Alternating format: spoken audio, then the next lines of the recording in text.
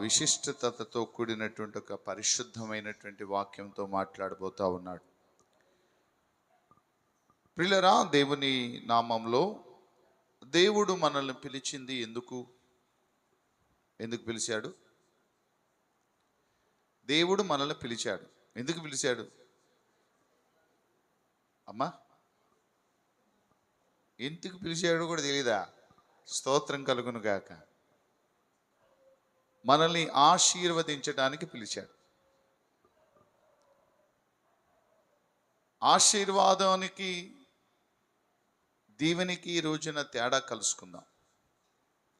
దీవెన అంటే ఏంది? ఆశీర్వాదం అంటే ఏంది? పరిశుద్ధాత్మదేవుడు ఈ రోజున మనతో మాట్లాడబోతా ఉన్నారు. మనల్ని పిలిచింది ఎందుకు? దీవించబడటానికా? ఆశీర్వదించబడటానికే పిలువబడ్డాం. ఆశీర్వాదం ఏమిస్తుంది? దీవెన ఏమిస్తుంది? దీవెన ఎవరి నుంచి వెళ్తుంది? ఆశీర్వాదం ఎవరి నుంచి వస్తుంది? ఈ భౌతికమైనటువంటి ప్రపంచంలో మొట్టమొదటిగా ఆది కాండంలో 1వ అధ్యాయాన్ని మనం చూడగలిగితే 22వ వచనము, దేవుడు నీవు ఫలించి అభివృద్ధి పొంది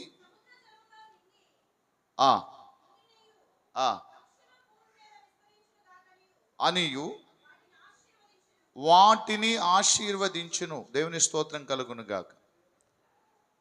దేవుని ఆశీర్వాదము ఎలా ఉంటుంది అంటే, ఒక్కసారి పలికితే అది మరలా శాశ్వత కాలము వరకు తిరిగి వెనక్కెళ్దు. ఆమేన్. నువ్వు ఏ స్థితిలో ఉన్నను, ఏ పరిస్థితులలో ఉన్నను, దేవుడు ఆయన పలికినటువంటి మాటని అది స్థిరస్థాయిగా స్థిరపరిచే దేవుడు ఆయన. సముద్రపు చేపలు, ఆకాశ పక్షులు, భూమి మీద ఉన్నటువంటి ఆ నీటిలో ఉన్నటువంటి జలచరములు, నీటిలో నివసించేటువంటి ప్రతి ప్రాణిని దేవుడు ఆశీర్వదించాడు.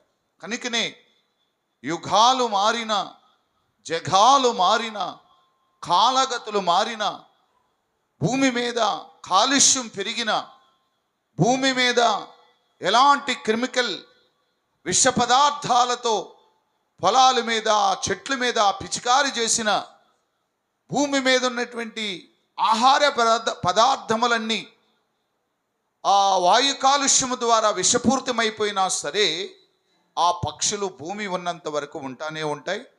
ఆ నీటిలో చేపలు నీరు ఉన్నంత వరకు ఉంటానే ఉంటాయి. దేవుని స్తోత్రం కలుగును గాక. అంటే ఆశీర్వాదము చాలా శ్రేష్టమైనటువంటి ఆశీర్వాదం.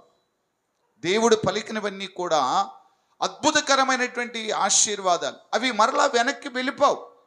ఒక్కసారి దేవుడు ఆశీర్వదించబడిన తర్వాత, ఒక్కసారి దేవుడు ఆశీర్వాదాన్ని పలికిన తర్వాత, కాలగతులు మారిపోయినా, కాలాంతరాలు సంభవించిన, యుగాలు మారిపోయినా, సముద్రాలు అన్నీ భూమి మీద కలిసిపోయినా సరే, భూమి మీద దేవుడు మానవుడిని పలికిన ప్రతి మాట అది ఆశీర్వాదకరముగాను, అది బహుతరముల వరకు సంతోషముగాను ఉంటుందంట. దేవుని స్తోత్రం కలుగును గాక. Praise the Lord. కాబట్టి ఈ రోజున మన దేవుని ఆశీర్వాదాలు ఎవరు తీసుకుంటూ ఉన్నారు అంటే, భూమి మీద ఉన్నటువంటి సకల ప్రజలు దేవుని ఆశీర్వాదాలు తీసుకున్నారు. కానీ మనమైతే, పిలువబడినటువంటి వారమైనటువంటి మనమైతే, ఆయన అత్యున్నతమైనటువంటి ఆశీర్వాదాలలో వర్ధిల్లుతూ భూమి మీద మనం ఎక్కడ వరకు ఉంటామంటే, కొంతమంది భూమి మీద మాత్రమే ఆశీర్వాదాలు పొందుతారు. కానీ మనమైతే యుగ యుగాలలో ఉండేటువంటి ఆశీర్వాదాలకు వారసులుగా పిలువబడిన వారం మనం. హల్లెలూయా. ఈ భూమి మీద పలికినటువంటి ప్రతి మాట సముద్రములో జలచరములు కలుగును గాక. ఏ క్రైస్తవులే వేటాడుతున్నారా? వేటగాళ్ళు క్రైస్తవులే చేపలు పడుతున్నారా? వాళ్ళకంటే అన్యులకి ఎక్కువ చేపలు పడుతున్నాయి. స్తోత్రం కలుగును గాక. దేవుని పిల్లలారా, అది భౌతికమైనటువంటి ఆశీర్వాదం. భౌతికమైనటువంటి ఆశీర్వాదము మనిషి బ్రతకటానికి కలిగజేసింది. సూర్యుడు కలుగును గాక. సూర్యుడు ఒక క్రైస్తవుడికైనా కలుగుతుంది? వర్షాలు పడుతున్నాయి, వర్షం ఒక క్రైస్తవుడైనా అనుభవిస్తుంది? దేవుడిచ్చినటువంటి వాయువు, గాలి, నువ్వే ఒక్కడవేనా గాలి పీలుస్తుంది? పాపాత్ముడు పిలవట్లేదా? దేవునిని తన్నినవాడు పిలవట్లేదా? దేవునిని దూషించిన వాడు భూమి మీద ఫలాలు అనుభవించటం లేదా? అంటే దేవుడు పలికినటువంటి ఈ భూమి మీద మానవుడిగా నీవు తల్లి గర్భంలో పుట్టింది మొదలుకొని శాశ్వతం లోకం వరకు, ఈ లోకాన్ని విడిచి మరొక లోకానికి వెళ్ళే వరకు కూడా దేవుడు పలికినటువంటి దీవెనలలో, ఆశీర్వాదాలలో ప్రతి సర్వమానవాళి వర్ధిల్లుతూనే ఉంటుంది. అది వెనక్కి పోదది. అది ప్రార్థన చేసిన వాడు సంతృప్తిగానే ఉంటాడు, ప్రార్థన చేయని వాడు సంతృప్తిగానే ఉంటాడు. ఎందుకంటే ఆయన మాట ప్రవచనమై ఈ భూమిని నిండించుడి, భూమి నిండిపోతానే ఉంటుంది. అంతే. డైనోసారస్లు చచ్చిపోవచ్చు, నీటి ఏనుగులు చచ్చిపోవచ్చు, భూమి మీద ఉన్నటువంటి ఖడ్గమృగాలు చనిపోవచ్చు, తిమింగలాలు చనిపోవచ్చు, పెద్ద పెద్దవి అన్ని కూడా అంతరించిపోవచ్చేమో, కానీ నేను అంతరించిపోం. కారణం ఏంటి? ఆయన పలికిన మాట అది. ఆమేన్. ఆయన పలికిన మాట అది. ఆ మాటే ఆశీర్వాదించబడుతూ ఈ రోజున సకల సౌఖ్య సుఖాలతో పట్టిందల్లా బంగారమై ఫలాలు దీవించబడుతూ, వ్యాపారాలు దీవించబడుతూ, ఆ సస్యశ్యామలతో ఉన్నటువంటి ఈ ప్రజలు శాశ్వతమైనటువంటి ఆయన నిత్య దీవెనను పొందలేకపోతున్నారు. ఇదే పర్మనెంట్ అనుకుంటున్నారు, ఇదే సర్వం అనుకుంటున్నారు, ఇదే శాశ్వతం అనుకుంటూ ఉన్నారు, ఇదే సర్వము సమస్తము, దీనికన్నా ప్రాముఖ్యత లేదనుకుంటున్నారు. అందుకనే ధనవంతుడైనటువంటి వ్యక్తి నా ప్రాణమా తిను త్రాగు సుఖించు అని చెప్పుకుంటూ ఉన్నాడు ఒకడు. ఇంకొక ధనవంతుడు ఏమి ధరించుకుందుమా, ఏమి తిందుమా అని దాని గురించి ఒక ధనవంతుడు అనుకుంటూ ఉన్నాడు. అంటే దేవుడు పలికినటువంటి ఆశీర్వాద వచనములన్నీ కూడా తింటూ అనుభవిస్తూ ఉన్నటువంటి వ్యక్తులుగానే సర్వలోక ప్రపంచములో ఉన్నటువంటి ప్రతి మనిషి ఎంజాయ్మెంట్లోకి వెళ్ళిపోతా ఉన్నాడు. కారణం ఏంటి? ఈ భూమిని చేసింది ఎందుకంటే నీకోసం, నా కోసమే. ఈ భూమి మీద ఉన్న సమస్త ఆశీర్వాదాలు పొందటానికి, భౌతికమైనటువంటి ఆశీర్వాదములు పొందటానికి దేవుడు నిన్ను నన్ను కలుగజేశాడు. రెండోది, శాశ్వతమైనటువంటి ఆశీర్వాదాలు పొందటానికి కూడా ఎవరిని పిలిచాడు అంటే అందరికి ఇచ్చారు. కానీ ఆయన కృపను పొందుకోలేక, ఆయన నిత్య ఆశీర్వాద దీవెనలను సరిగ్గా చూడలేనటువంటి వారు కొందరు అందులైపోయారు. కనుక వారు శాశ్వతమైనటువంటి ఆశీర్వాదాలు పొందటానికి ప్రయత్నం చేయలేకపోతున్నారు. దేవుడు నిన్ను నన్ను పిలిచింది ఎందుకో తెలుసా? భౌతికమైన ఆశీర్వాదాల కోసం కాదు నిన్ను నన్ను పిలిచింది, శాశ్వతమైనటువంటి ఆశీర్వాదం. శాశ్వతమైనంటే ఈ తనువును చాలించిన తర్వాత కూడా ఇంకొక రాజ్యం ఉన్నది మనకి. ఆమేన్. ఆ రాజ్యములోనికి మనం వెళ్ళిపోతాం. ఎవరు వెళ్ళిపోతారు అంటే ఆయన నామము ఎరిగిన వారు, ఆయన చిత్తమును గైకుని వారు, ఆయన ఆలోచనను అనుసరించువారు, ఆయన ఉద్దేశాలు తెలుసుకున్నటువంటి వారు, ఆయన యందు భయభక్తులు కలిగినటువంటి వారికి దాచిపెట్టబడినటువంటి మేలులు ఎన్నో ఉన్నవి. ఆమేన్. హల్లెలూయా. కాబట్టి దేవుని నామములో, దేవుని వాక్యములో చలవిస్తూ ఉన్నటువంటి మాటలు. అలాగే 28వ వచనాన్ని కూడా 1వ అధ్యాయంలో ఒకసారి చదవండి. దేవుడు వారిని ఆశీర్వదించును, మీరు ఫలించి అభివృద్ధి పొంది విస్తరించి భూమిని నిండించి దానిని లోబర్చుకుని. దేవునికి స్తోత్రం కలుగును గాక. ఎవరు పలికారు ఈ మాట? ఎవరు చెప్పారు ఈ మాట? మనిషి కాదు, మానవుడు కాదు. ఈ ప్రపంచమును నోటి మాట చేత కలిగజేసిన అధినేత. ఆమేన్. ఆయన సర్వలోకానికి అధినేత. ఆమేన్. సర్వభౌమాధికారాన్ని కలిగినటువంటి అధినేత ఆయన. ఆమేన్. సర్వాంతర్యామైనటువంటి అధినేత ఆయన. ఆమేన్. ఆయన మానవుడిని మొట్టమొదటగా మనిషిలో మట్టిని మహిమగా మార్చి మట్టిని తన రూపంలో చేసుకొని ఆ మట్టి రూపంలో ఉన్న మనిషిని తన జీవవాయువును ఊది ఆ జీవవాయువు ఎలాగైపోయినదే నరుడుగా మార్చబడినటువంటి ఆ దినమున ఆ నరుడిని దేవుడు ఆశీర్వదించును. ఆమేన్. ఏంటి? ఈ భూమి మీద నిన్ను నేను కలుగు చేశాను కాబట్టి నీకు ఏమేమి అవసరమై ఉన్నవో అంటే ఈపికి ఆక్సిజన్ సిలిండర్లు తగిలించుకునే అవసరం లేదు. కొండల కోనలు, ఎక్కడెక్కడో నదులు, మైదానాలు తిరగనవసరం లేదు. నీకు కావలసినటువంటి ఆహారం నువ్వెక్కడ అడుగు పెడతావో ఆ ప్రాంతంలోనే నేను ఈ భూమిని దీవించి నీ కొరకు ఆ ఫలములిచ్చే చెట్లను, కూర మొక్కలను, కాయధాన్యములు కలిగజేసే ఆహారమును నీకు సమకూర్చి ఈ భూమి మీద నువ్వు అనుభవించటానికి అన్ని కూడా సిద్ధపరిచాడు. నువ్వు అడిగితే ఇవ్వలా ప్రభు. ఆమేన్. నాకు ఇది కావాలని అడిగితే కావాలి అని అడిగి ఇచ్చినటువంటి దేవుడు కాదైన. నువ్వు అడగకనే నీ అవసరతలు ఎరిగిన దేవుడు. ఆమేన్. చాలా మంది అంటుంటారు, ప్రభువా నాకు మంచి సంబంధం రావాలి, పెళ్లి కొడుకు. అది ఎలా రావాలంటే 6 అడుగులన్న ఉండాలి, 6 ప్యాక్ ఉండాలి, డిగ్రీ చదివి ఉండాలి, ఒక జాబ్ చేసేవాడు కావాలి. నువ్వు అడిగితే ఇస్తాడు. నీవు అడగక మునిపే దేవుడు ఏర్పాటు చేశాడు ఎవరినివ్వాలో. ఆమేన్. నీకు ఎవరినివ్వాలో. నువ్వు నాకు గాలి కావాలని అడిగావా? గాలి కావాలని అడిగా. గాలి లేకపోతే సావో. ఈ భూమి మీద ఏది లేకపోయినా కొంతకాలం అని ఉంటామేమో, కానీ గాలి లేకపోతే ఒక 5 నిమిషాలే స్తోత్రం కలుగును గాక.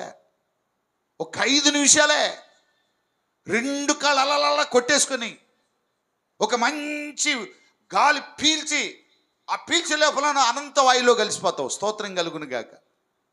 అంటే దేవుడు నువ్వు అడిగితే ఇచ్చే దేవుడు కాదు. నీకేం కావాలో భూమి మీద భౌతికమైనటువంటి ఆశీర్వాదాలన్నీ దేవుడు ఇచ్చేసాడు. అనుభవించండి అన్నాడు. ఆమేన్. యాలండి అన్నాడు. దేవుని స్తోత్రం కలుగును గాక.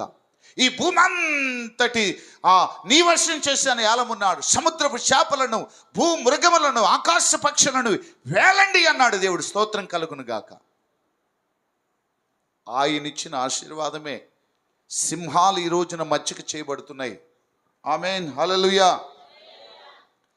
ఆయన ఇచ్చినటువంటి ఆశీర్వాదమే ఈ భూమి మీద అన్ని జంతువుల కంటే వివేకము కలిగి, తెలివి కలిగి, జ్ఞానముతో ఈ భూమిని ఏలుతూ పరిపాలన చేస్తున్నటువంటి వ్యక్తిగా ఉన్నావు. దేవుని స్తోత్రం. హల్లెలూయా.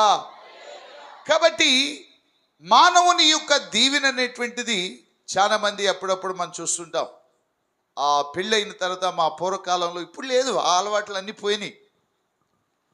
కొత్తగా పెళ్ళిళ్ళు చేసుకున్నారు అనుకోండి, పెద్దలు పెళ్ళిళ్ళు ఇంట్లో ఉన్నాయి అనుకోండి, అప్పుడు వాళ్ళిద్దరు వెళ్ళి కొన్ని ఏరియాలో ఉన్నాయి అనుకుంటున్నాను, అవి కనుమరుగైపోయాయి. మంచిగా అన్నీ పోయినాయి, పనికమాలు అన్నీ వచ్చేసాయి. స్తోత్రం కలుగును గాక. అప్పుడు దేవుని స్తోత్రం కలుగును గాక.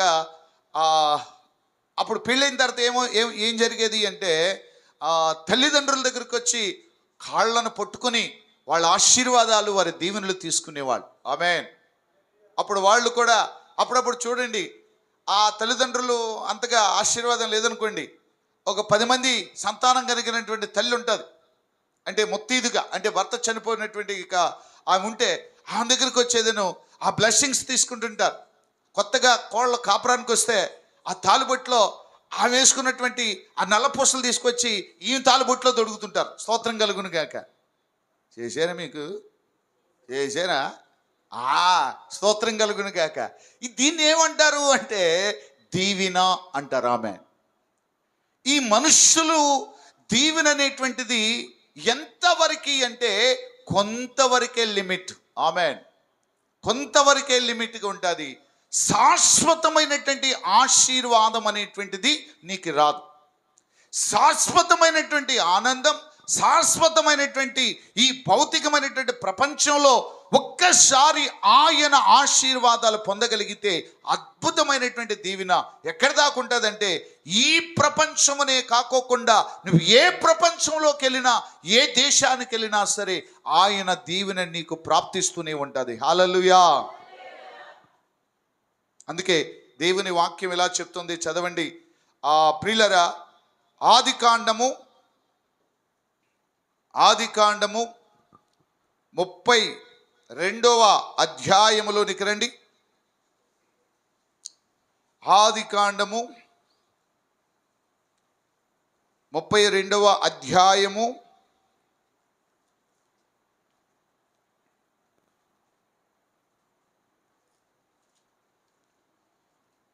24వ వచనం నుంచి చదవాలి. యాకోబు ఒక్కడు మిగిలిపోయెను, ఒక నరుడు తెల్లవారు వరకు ఆయనతో పెనుగులాడెను. తొడగుట్టు మీద కొట్టెను. అప్పుడు అతడు ఆయనతో పెనుగులాడుట వలన యాకోబు తొడ గూడు వసిలెను.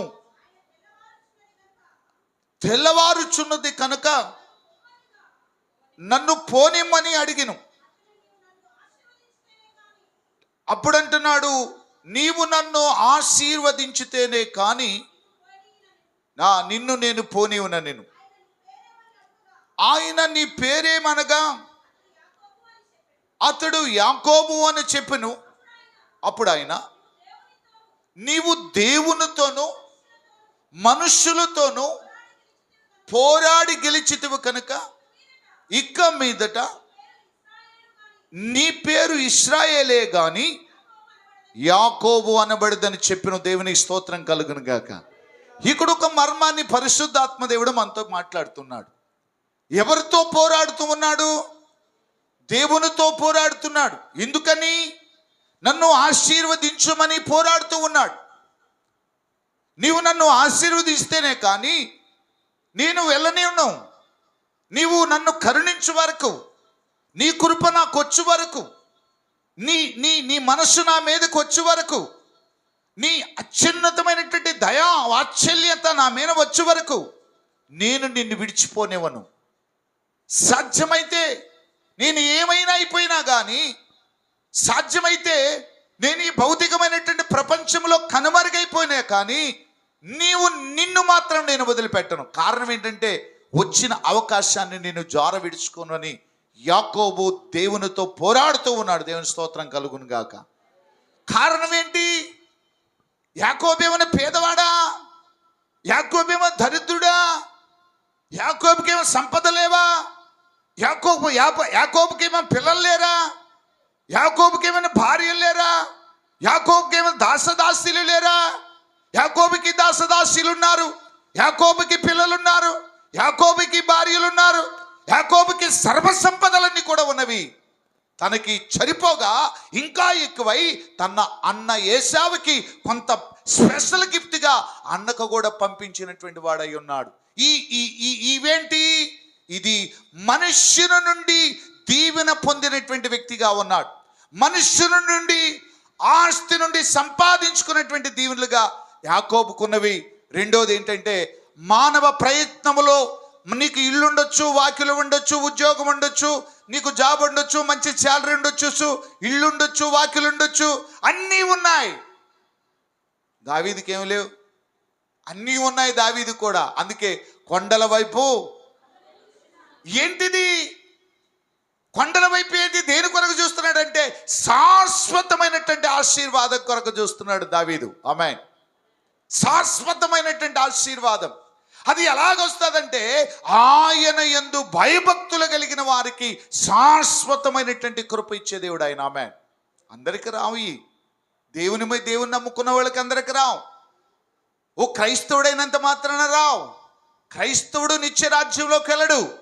యేసుక్రీస్తు రక్తంలో కడగబడినటువంటి వాడు మాత్రమే పరలోకములో వెళతాడనేటువంటి సత్యాన్ని గుర్తుపెట్టుకోవాలి. మరి యాకోబుకున్నటువంటి ఆశీర్వాదం ఏంటి? మనుషులతో పోరాడి, వారి మామతో పోరాడి సంపాదించుకొని వచ్చినటువంటి స్వాస్థ్యం కొరకు యాకోబు పోరాడట్లేదు. ఆమేన్. వాటికి కొరత లేవు. దేని కొరకు పోరాడుతున్నాడంట? ఆశీర్వాదము కొరకై పోరాడుతూ ఉన్నాడు. ఆమేన్. శాశ్వతమైనటువంటి నిత్య జీవములకు, శాశ్వతమైనటువంటి నిత్య మహిమలోనికి వెళ్ళటానికి యాకోబు దేవునితో పోరాడుతూ ఉన్నాడు. ఆమేన్. హల్లెలూయా, హల్లెలూయా. మరి ఈ రోజున దేవుని మందిరానికి వచ్చినటువంటి నీవు, దేవునితో సహవాసంలో ఉన్నటువంటి నీవు ఇంతవరకు నీకు కలిగిన ఇళ్ళు, వాకిలి, భార్య, పిల్లలు, నీకు కలిగినటువంటి బళ్ళు, వాహనాలు, బంగారము, వజ్ర వైడూర్యాలన్నీ నీవి ఈ భౌతికమైనటువంటి లోకములో నీ కష్టార్జితము చేత సంపాదించుకున్నటువంటివి. అవి పర్మనెంట్ గా నిన్ను నిత్య జీవంలోకి తీసుకెళ్ళవయ్యి. ఆమేన్. నీ డబ్బు నీతో కూడా వస్తుందా? ఇది మానవుడిగా సంపాదించుకున్నటువంటి దీవెన. అంటే ఈ భూమి మీద నీకు ఎలా బ్రతకాలి అనేటువంటి వనరుల కోసం నియమించుకున్నటువంటి దీవెనలు ఇవన్నీ కూడా. ఇల్లుందా? అది దేవుని యొక్క అత్యున్నతమైనటువంటి ఆశీర్వాదముతో కూడినటువంటి మహిమ కాదు. అందరికి ఉన్నాయి. ఆయన పలికిన మాట అది. ఏం పలికినాడు? మీరు ఫలించి అభివృద్ధి పొంది విస్తరించాలి, చేపల్ని, భూమి మీద ఉన్న జంతువులని, సముద్రపు చేపలని వేలాలి. అది అది అది ఆయన పలికినటువంటి మాట. అది భూమి మీద ఉన్నటువంటి కాలం వరకు అది పనికొస్తుందేమో, కానీ శాశ్వతమైనటువంటి ఈ తనువును చాలించిన తర్వాత నిత్య మహిమలోనికి తీర్చలేదు. ఇదే ఇందుకే యాకోబు పోరాడుతూ ఉన్నాడు దేవునితో. యాకోబు దేవునితో పోరాడుతూ ఉన్నాడు. ఈ రోజున నీకు బంగారం ఉండొచ్చు, ఈ రోజున ఇల్లు ఉండొచ్చు, వాకిలు ఉండొచ్చు, నీకు అందరూ కలిగిన వాళ్ళు ఉండొచ్చు, భర్త ఉండొచ్చు, భార్య ఉండొచ్చు, పిల్లలు ఉండొచ్చు, అందరు ఉండొచ్చు. కానీ మనసుకు నీకు ఉల్లాసం లేనటువంటి జీవితం ఇది. ఇవేవి కూడా ఆనందాన్ని ఇవ్వలేదు. ఇది మనుష్యుడు నుండి, ఒక తండ్రి నుండి ఒక బిడ్డకు వచ్చి సంక్రమిస్తున్నటువంటి సరసరాస్తులు కావచ్చు. ఇది దీవెన కాదు. ఇది దీవెన.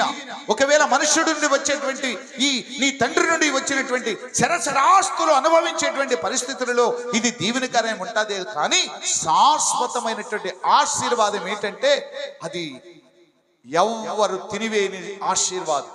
దొంగలు కనవేరు, తుప్పు తినిపోనిది, తరిగిపోనిది, కరిగిపోనిది ఏది అంటే దేవుడు నీకిచ్చిన ప్రత్యేకమైన ఆశీర్వాదం. ఆమేన్. హల్లెలూయా. అవి నువ్వు సంపాదించుకోలేకపోతే ఈ భూమి మీద అన్ని కలిగి ఉన్నా సరే నువ్వు పేదవాడివే. ఆమేన్. యాకోబు పోరాడుతూ ఉన్నాడు. నీ పోరాట ప్రతిమ దేని కొరకు? ఇల్లు వాకిలి కోసమా? ఇల్లు వాకిలి కోసమా? వస్త్రాల కోసమా? వెండి బంగారం కోసమా? ఈరోజు నీ ప్రయాస అదే కదా. ఈరోజు నీ ప్రయాస అదే కదా. నోటు కోసమే కదా నీ ప్రయాస. జానిడి పొట్ట కోసమే కదా నీ ప్రయాస. రేపు సౌఖ్య సుఖాల కొరకే కదా నీ ప్రయాస. నీ నోటి కొరకి, నీ పొట్టు కోసం, నీ కంటి కొరకు, నీ ఒంటి కొరకు, నీ ఇంటి కొరకే కదా ప్రయాస. దీని కొరకు ప్రయాసపడుతున్నావు. శాశ్వతమైనటువంటి దేవుని ఆశీర్వాదములు పొందటానికి నువ్వు ప్రయాసపడుతుంటే నీవు ధన్యుడివి. ఆమేన్. నువ్వు ధన్యుడివి. ఈ భౌతికమైనటువంటి వాటిలో అది లేదు, ఇది లేదు, ఇది ఇది ఇది శాశ్వతమైనటువంటి ఆశీర్వాదం కాదు. కనుక శాశ్వతమైనటువంటి ఆశీర్వాదం పొందినవాడు ఈ భూమి మీద నిరాశ నిస్పృహలోనే ఉంటాడు. ఆమేన్. ఆశీర్వాదాలు ఉండవు అంటే నిరాశ. అన్ని కలిగి ఉంటాయి, అన్ని ఉంటాయి. అల్లు నోట్లో శనన్నట్ట. తినటానికి అన్ని ఉంటాయి. ఒకప్పుడు ఒక ఆయన అంటున్నాడు, పాస్టర్ గారు కొద్దిగా కంట్రోల్ చేసుకోండి అండి, నువ్వు తినే తిండి మామూలుగా తింటలేదు నువ్వు అన్నా. ఉండండి పాస్టర్ గారు, ఒకప్పుడు తిండి లేక నేను చచ్చాను, ఇప్పుడైతే దొరుకుతుందిగా తినద్దా అంటున్నాడు ఆయన. స్తోత్రం కలుగును గాక. హల్లెలూయా. తినేది ఎప్పుడైనా తినద్దా? ఇప్పుడు ఒకప్పుడు తినలేక చచ్చాను, ఒకప్పుడు పస్తులు పడుకున్నాను, ఒకప్పుడు ఆకలితో పడుకున్నాను, కనీసం అంత మాంసం దొరుకుతుందేమని ఎదురు చూసిన దినాలున్నాయి, నాకు దొరకలేదు. కానీ ఈ రోజున దేవుడు సమృద్ధిగా ఇస్తున్నాడు, నేను అనుభవించద్దా అంటున్నాడు. స్తోత్రం కలుగును గాక. మితంగా తినబా, సస్తావు తొందరగా, లిమిట్కి తిను, దొరికే కదని ఆ ఇశ్రాయేలు ప్రజల్లాగా ఏ పూటకి ఆ పూటకి మన్నాను కూర్చుకోమంటే ఏం చేశారంట? దురాశపరులు, దేవుని మాట వినరు, దేవుని మాట వినరు వాళ్ళు, దేవుని వాక్యాలు వినరు వాళ్ళు, దేవునికి లోబడరు వాళ్ళు, దురాశపరులు. అందుకని ఎక్కువగా కూర్చుకున్న వాడికి ఎక్కువ రాలేదు, ఒకవేళ తక్కువగా కూర్చుకున్న వాడికి తక్కువ కాలేదు. కానీ వారికి ఎంత అవసరమైనది అంతా వచ్చింది. ఒకవేళ ఎక్కువ కూర్చుకున్న వానికి పురుగులు పట్టిన, స్తోత్రం కలుగును గాక. ఆహారం ఏమైపోయింది? పురుగులు పడేసారు, స్తోత్రం కలుగును.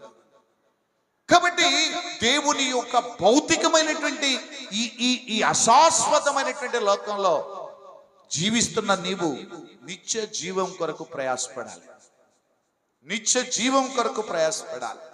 కానీ మనిషి ప్రయాసపడుతుంది దేని కొరకు? చెప్పాను కదా, కంటికి, పంటికి, పొట్టకి, ఇంటికి, ఇటుకే.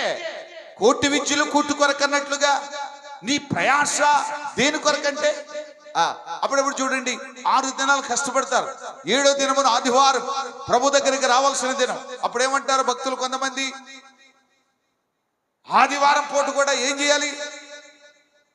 ఆడికెళ్ళి నూరు ఎండబెట్టుకోవాలా అని ఆదివారం ఏర్పాటు చేస్తారు.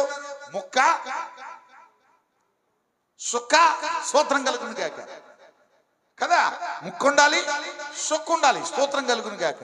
ఇది ఆదివారం చేసేటువంటి పరిచర్యలో ఆదివారము మానవుడు తినేటువంటి తిండి. 6 దినాలు కష్టపడ్డాను, 7వ దినం ఏం చేయాలంట? సుఖ కోసం, ముక్కు కోసమే. నువ్వు బతుకుతుందా? దీన్ని తినివాడు ఏం చేస్తాడు? చచ్చును, స్తోత్రం కలుగును గాక. దేని తినివాడు? ఈ ఆహారము తినివాడు చచ్చును. ఏ ఆహారం తినివాడు బ్రతుకుతాడు? జీవాహారం అంటే లైవ్ కానిది, క్షయం కానిది. ఏంటి ఆహారం? వాక్యపు మన్నా. దీన్ని తినేవాడు, వాక్యము తినేవాడు చనిపాడు. వాడు కళ్ళు మోస్తాడు, కళ్ళు ఎత్తుతాడు, నిద్ర వ్యవస్థలోనే మహిమలోనికి వెళ్ళిపోతాడు, స్తోత్రం కలుగును గాక. ఈ ఆహారం తినవాడు నిద్రపోయినట్టుగానే ఉంటాడు, నిద్రా వ్యవస్థలోని నిత్య మరణంలోకి వెళ్ళిపోతాడు, స్తోత్రం కలుగును గాక. నా ప్రియమైనటువంటి దేవుని సంగమా, ఈ రోజున అందుకని నోవాహు తన కుమారులను ఆశీర్వదించాడు. చూడండి, ఆదికాండము 9వ అధ్యాయం 25వ వచనం నుండి 27వ వచనం వరకు కూడా నోవాహు తన కుమారులను ఆశీర్వదించాడు. పరిశుద్ధుడైనటువంటి నోవాహు తన కుమారుల యొక్క దీవెన. ఆదికాండము 9వ అధ్యాయము చూస్తూనే ఉన్నారు, కానీ చదివితే ఎక్కడ పట్టుకుంటాడా, ఎక్కడ మిడిగుడ్లు వేసుకొని చూస్తున్నారు. భక్తులారా, మీరు చదవకపోతే నేను కూడా పెడతా, స్తోత్రం కలుగును కాక. కావాలి ఎవరికైనా? మీరు చదవట్లేదు అనుకో, అప్పుడు నేనేం చేస్తాను, ఒక ఆవిడ పాడుతుంది, చదవాలని ఉంది కానీ చదవలేకపోతున్నాను, పాడాలని ఉంది కానీ పాడలేకపోతున్నాను అన్నది.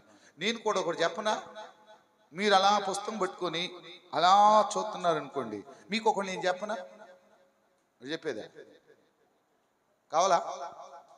ఏదో చూస్తారు సీరియస్గా అమ్మా.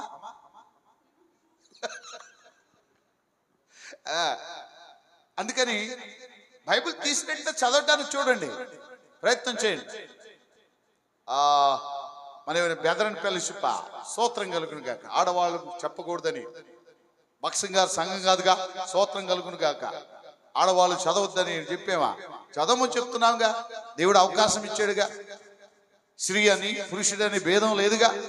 దేవుడు సృష్టిలో నిన్ను చేశాడు, నన్ను చేశాడు. ఈ సృష్టికి నువ్వు అవసరము, ఈ సృష్టికి నేను అవసరం, స్తోత్రం కలుగును గాక. నువ్వు లేకపోతే సృష్టి ఉందా?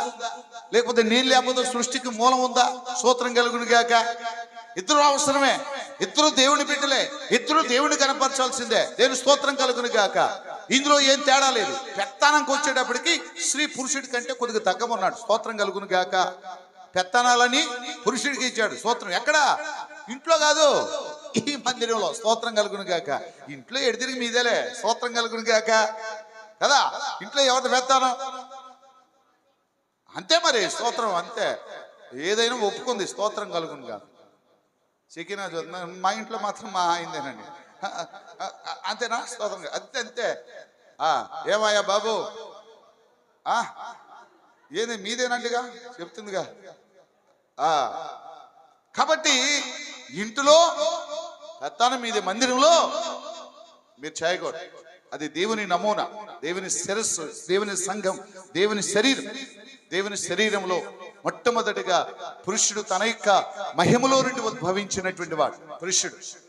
నీవు పురుషుడిలో నుండి కలిగజేసావు కనుక పురుషుడికి విధేయతను కలిగించాలనేదే దేవుని యొక్క ముఖ్య ఉద్దేశమే. కానీ దేవుని స్తుతించట కానీ, దేవుని మాటలు పలకూడదని కానీ, నోరు సైలెంట్ గా గప్సిప్ అట్ట టప్ప మూసేసుకోమని చెప్పదు. ఆమేన్.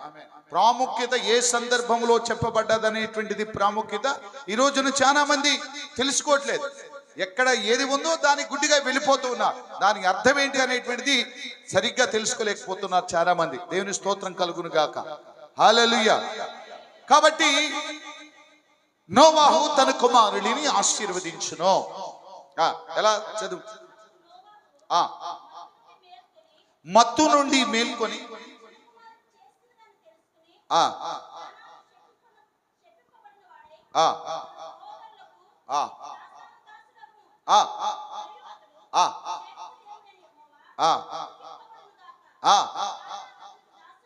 కనాను తనకు దాసుడగును.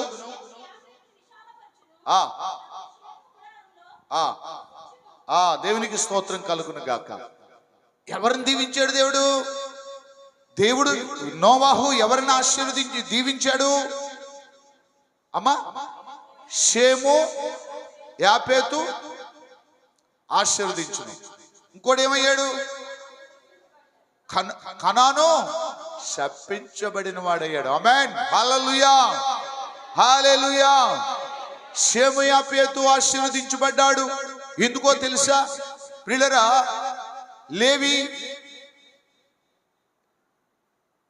శపించబడ్డాడా ఆశీర్వదించబడ్డాడా? శపించబడ్డాడా ఆశీర్వదించబడ్డాడా? శపించబడ్డాడు. దేవుని స్తోత్రం కలుగును గాక. హల్లెలూయా. ఎందుకని? ఎవరు శాపానికి గురయ్యాడు? తండ్రియే, వారి కన్న తండ్రియే శాపేదంలోకి తీసుకెళ్ళిపోయాడు. ఆమేన్. యాకోబు ఆశీర్వాదానికి పిలిచినప్పుడు ఎవరు శపించబడినటువంటి వ్యక్తులుగా ఉన్నారు అంటే ఆత్మానుసారమైనటువంటి ఆధ్యాత్మికమైనటువంటి ఆశీర్వాదాలలో తొందరపాటు నిర్ణయాలతో, తొందరపాటు ఆలోచనల చేత చేయబడిన ప్రతి అనాలోచనను బట్టి దేనా విషయంలో శపించబడిన వారిగా ఉన్నారు. ఎవరు? ఇద్దరు వెళ్ళారు బయటికి. నేను పోయిన వారం చెప్పాను. సిమియోను లేవి అని వారు ఇద్దరు కూడా శపించబడిన వారుగా ఉన్నారు. ఎవరి నోటి నుంచి వచ్చిందా మాట? దేవుని నోటి నుంచి వచ్చిందా? యాకోబు అంటే మనుష్యుడు నోటి నుండి వచ్చినటువంటి శాపం విడుదలయ్యింది. అలాగే వారిద్దరు కూడా ముగ్గురు కొడుకులు. నోవాకు ఎంతమంది కుమారులు? నోవాకు ఎంతమంది? ముగ్గురు కుమారులు. షేము, హాము, యాపేతు.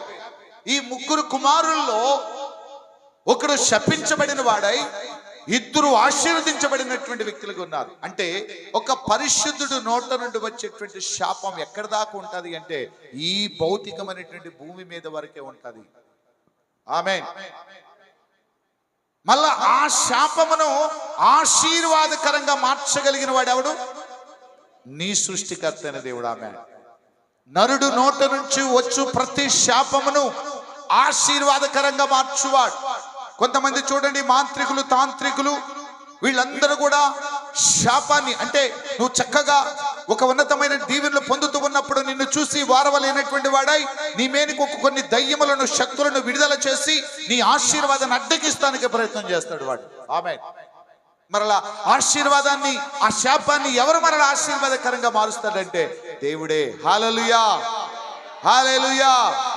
నీ శాపముని ఆశీర్వాదకరంగా మార్చువాడు ఆయనే. ఆయన ఆశీర్వదించిన తర్వాత మరలా నువ్వు శాపంలోకి వెళ్ళవు. అందుకనే దేవుడు యాకోబు దేవుడితో పోరాడుతున్నాడు. నాకు మానవ సంబంధమైనటువంటి బలం ఉంది, నాకు మానవ సంబంధమైనటువంటి అండదండలు ఉన్నాయి, కానీ ఇది నన్ను నిత్య జీవములోనికి నన్ను తీసుకెళ్ళవు కనుక నాకేం కావాలంటే శాశ్వతమైనటువంటి దీవెనలు కావాలని దేవుడు దేవునితో పోరాడుతున్నాడు. అందుకని 2 మాటలు చెప్పాడు అక్కడ. నువ్వు మనుష్యుడితోనూ దేవునితోనూ పోరాడి గెలిచితో కనుక నీ పేరు ఇక యాకోబు అనబడదు. అంటే మానవ సంబంధమైనటువంటి శాపదముల చేత, ఈ భూమి మీద మోసపూరితమైన నీ ఉద్దేశాల చేత శపించబడి ఆ ఉద్దేశానుసారంగా సంపాదించుకున్నటువంటి చరచరాస్తులన్నీ కూడా అవి ఈ భౌతికమైనటువంటి లోకంలో అస్థిరులుగా ఉండొచ్చు. వాటిని కూడా నేను దీవిస్తున్నాను. రెండవదిగా దేవుని ఆశీర్వాదములు, అంటే ఈ తనువును శాలించిన తర్వాత ఈ భూమి మీద ఉన్నంత వరకు సుఖాన్ని అనుభవిస్తావు. లేకపోతే నిత్య జీవములోకి, అంటే ఇంకా నీ తనువును శాలించిన తర్వాత యుగ యుగములు ఉండే దేశంలో కూడా నువ్వు వెళ్ళిపోతావు. ఆమేన్. అయితే ఈ ఆశీర్వాదాన్ని చాలా జాగ్రత్తగా చూసుకోవాలండోయ్. ఒక్కసారి దీవించబడ్డాడు కనుక నేను ఎలాగంటే అలాగ బతికేస్తానులే, నేను ఎలాగంటే అలాగ వెళ్ళిపోతే ఆయన నన్ను దీవిస్తానన్నాడు కదా, ఈ దీవెన నాకు నేను చనిపోయిన తర్వాత కూడా వెళ్ళిపోతాను అనుకుంటున్నామేమో. కాదు. ఆమేన్. ఈ భౌతికమైనటువంటి దేహముతో నిత్యము నిరంతరము దేవుని చిత్తమును అనుసరిస్తూ ఈ దేహమును దేవుని ఆలయంగా మలుచుకుంటూ ఈ దేహముతో, లేకపోతే నీకు ఇచ్చిన మనస్సాక్షితో, లోపల ఉన్న ఆత్మీయతతో దేవునిని ముఖస్తుతి చేయకోకుండా పరిపూర్ణమైనటువంటి ఆయన యందు భయభక్తులు కలిగి ఉండగలిగితే నిత్య ఆశీర్వాదాలకి వారసురాలుగా మార్చబడతాం. అందుకే చూడండి, మెల్కీసెదెకు అబ్రహామును దీవించినట్లుగా ఉన్నది. ఆదికాండం 14:19 నుండి 20 వరకు చదవండి. మెల్కీసెదెకు అబ్రహామును దీవించాడు.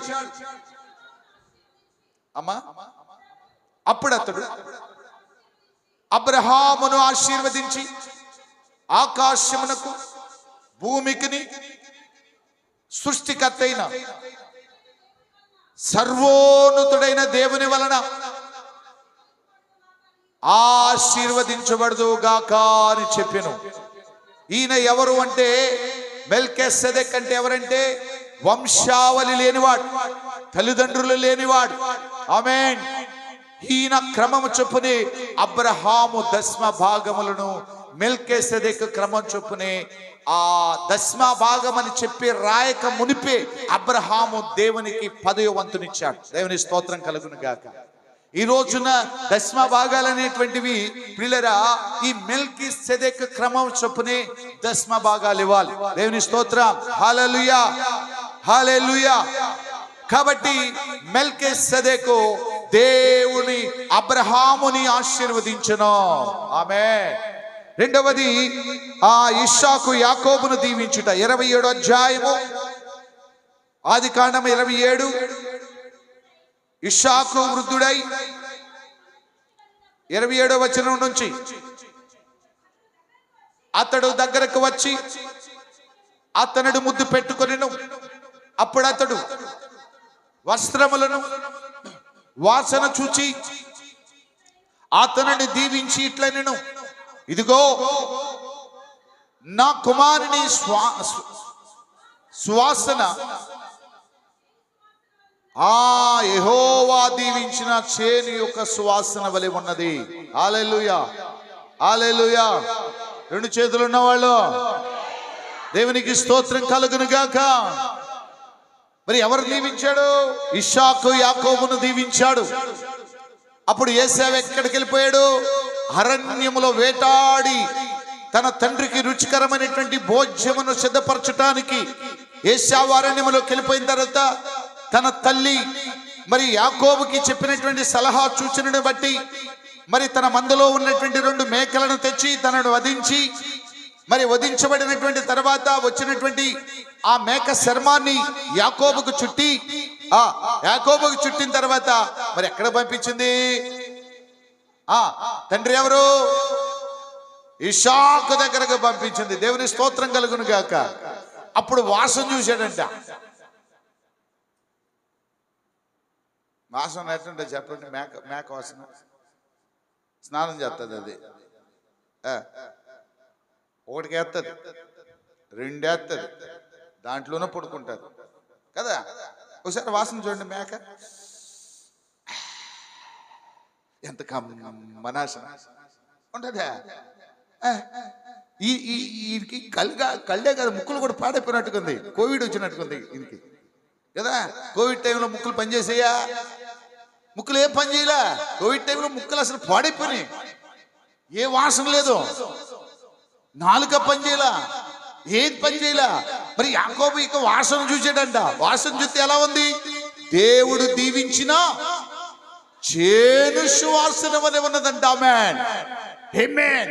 అంటే యాకోబులో ఉన్నటువంటి మలినం, యాకోబులో ఉన్న పాపం, యాకోబులో ఉన్న మోసం దేవుని యొక్క కనుదృష్టిలో తల్లి గర్భం అందే యాకోబుని ఆశీర్వదించాడు కనుక ఆ శాపం అంతా పోయి ఆశీర్వాదకరంగా మరి యాకోబు ఇస్సాకుకి ఎలా కనపడ్డదంటే ఒక రుచికరమైనటువంటి దీవించబడిన చేనులో ఉన్నటువంటి వాసన కనపడుతుంది. దేవుని స్తోత్రం కలుగును గాక. కొందరికి భలే వాసనలు మన భలే నచ్చుతుంటాయి. స్తోత్రం కలుగును గాక. నేను మొన్న పెట్రోల్ కొట్టిస్తా ఉన్నా. పెట్రోల్ కొట్టిస్తే పెట్రోల్ ఎట్టుంటుంది చెప్పండి వాసన? అబ్బా ఎంత కమ్మగా ఉంది అంటుంది ఒక ఆవిడ. స్తోత్రం కలుగును గాక కదా. దేవుని స్తోత్రం కలుగును గాక. పెట్రోల్ వాసన ఎట్టుంటది? ఆమె స్తోత్రం కలుగు. వర్షం పడ్డప్పుడు అప్పుడప్పుడు పడితే ఎండి ఎండి ఎండి ఎండి ఉంటుంది భూమి. అప్పుడు వర్షం పడ్డితే ఏం వాసన వస్తుంది? మట్టాసన వస్తుంది. అబ్బా ఏం కమ్మగుంది అంటామా? స్తోత్రం కలుగును గాక అంటాం కొన్నిసార్లు. అబ్బా ఎంత కమ్మగుందో కదా. కొన్ని వాసనలు రుచికరంగా ఉంటాయి. కొన్ని ముక్కులు ఆడు చేసాడు దేవుని స్తోత్రం. ఏం చేస్తాం మనం చేసేది ఏమీ లేదు. స్తోత్రం కలుగును గాక. ఆమె కొందరు నాలుగు ఉంటుంది, ఆడికి సూపర్గా ఉంటుంది అమ్మ కూర అంటుంది. ఆ రోజు ఆడికి అసలు ఏం బాగోదు ఆవిడకి. స్తోత్రం కలుగును గాక. దేవుడు ఆడికి అదొక నాలుగు పెట్టాడు. స్తోత్రం కలుగును గాక. ముక్కులు స్పెషలే, నోరు స్పెషలే. స్తోత్రం కలుగును గాక. కాబట్టి ఈ యాకోబు మరి దగ్గరికి వెళ్ళినప్పుడు ఇస్సాకు చెప్తున్నటువంటి మాట ఏంటంటే ఆయన దీవెన చూడండి. తర్వాత వాళ్ళు అన్నొచ్చాడు దీవెన కొరకు. తండ్రి నన్ను దీవించమంటే, రే ఇందాక వచ్చింది ఎవడరా? ఇందాక ఎవడొచ్చాడు? నేను ఇప్పుడు వస్తుంటే, నేను ఇప్పుడే కదా పొలం నుంచి వచ్చింది, ఇప్పుడే కదా లేడీని పట్టుకొని వచ్చాను, నీకు మంచి కర్రీ చేశాను, నువ్వు నన్ను దీనిని తిని నన్ను ఆశీర్వదించాలి అంటే, ఒరే బిడ్డ ఏమి లేవురా, ఇందాక ఎవడో వచ్చి పట్టుకెళ్ళిపోయాడు రా. ఆమె దీవెన కొరకు ఎంత ప్రయత్నం చేశారు తెలుసా? మానవ సంబంధంగా ఈ రోజున మీరు మందిరానికి వస్తూ ఉన్నారు. మందిరానికి వచ్చిన తర్వాత మీరు ఏం చేస్తున్నారు? మళ్ళా ఏం చేస్తున్నారు?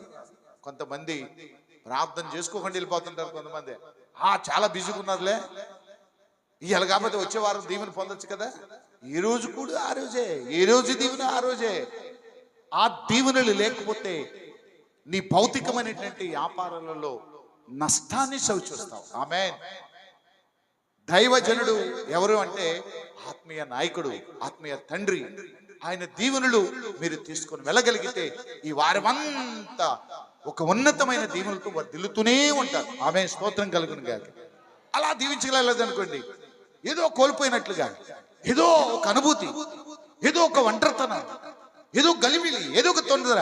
అందుకని మానవుని యొక్క నరుడైనటువంటి దైవజనుడి దీవెనలు కూడా సంఘానికి ఎంతైనా అవసరం. దైవజనుడు ఏం చేయాలి? ఆశీర్వదించకూడదు. ఏం చేయాలి? దీవించాలి అంతే. ఆశీర్వాదం ఎవరిది? దేవునిది. దైవజనుడిది దీవెన. స్తోత్రం కలుగును గాక. ఈ దీవెన ఈ భౌతికమైనటువంటి ఈ మనుష్యాశంలో వెళ్తున్నటువంటి నీ వ్యాపారములలో, నీ ఉద్యోగాలలో, నీ భౌతికమైనటువంటి ఆ జీవన పోరాటములలో మనశ్శాంతి, నెమ్మదిని, ఆ ఆనందాన్ని ఇస్తుంది నీకు. ఆమేన్. మరి దేవుని ఆశీర్వాదాలు, దేవుని ఆశీర్వాదాలు ఎలా ఉంటాయి?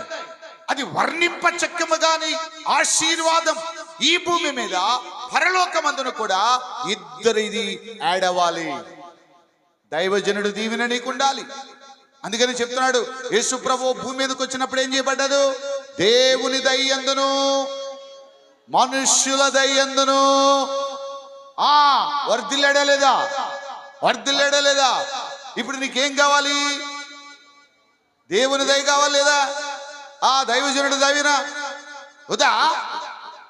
స్తోత్రం కలుగునుగా. ఇద్దరు ఆడవితేనే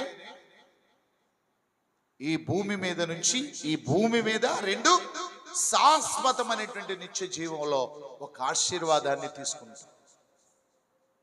కాబట్టి 47:10 కూడా చదవండి. 47:10. హల్లెలూయా. ఎవరు దీవించారు? యాకోబు ఎవరిని దీవించాడు? దేవుని స్తోత్రం కలుగును గాక. యాకోబు ఎవరు? దైవజనుడు. స్తోత్రం కలుగును గాక.